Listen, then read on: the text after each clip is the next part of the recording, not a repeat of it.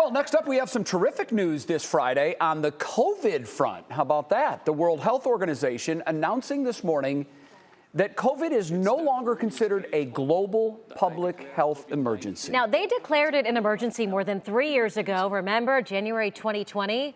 Well, Dr. Abhijit Duggal from the Cleveland Clinic joins us live now.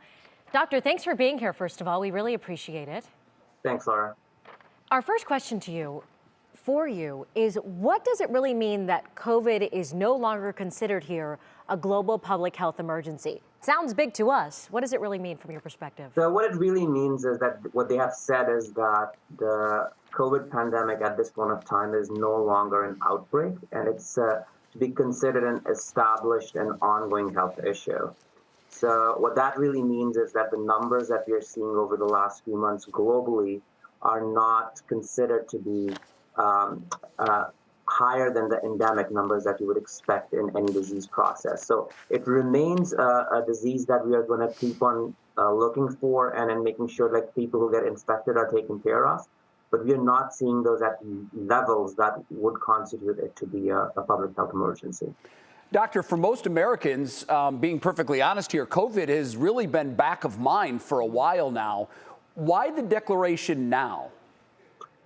So I think, Jay, the key question here is we are looking at this at a global level, where obviously we've seen a really sustained decrease in number of cases coming in, but we are still seeing COVID cases coming in through our hospitals. The severity of illness has come down, but it's still a process that we need to be mindful of, especially in high risk populations.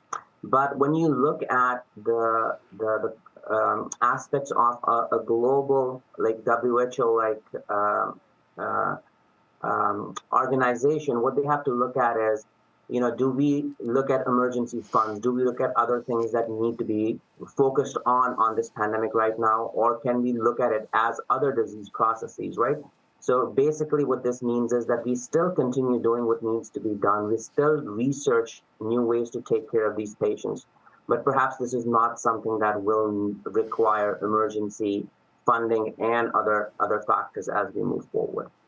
All right. Well, Dr. Duggal, we appreciate the information. Thank you very much. I think this is, I'm not sure it's a complete exhale. It's probably not out of our vocabulary forever, but at least for now, it's no longer a global health emergency. Dr. Duggal, thank you. We appreciate it. Thank you.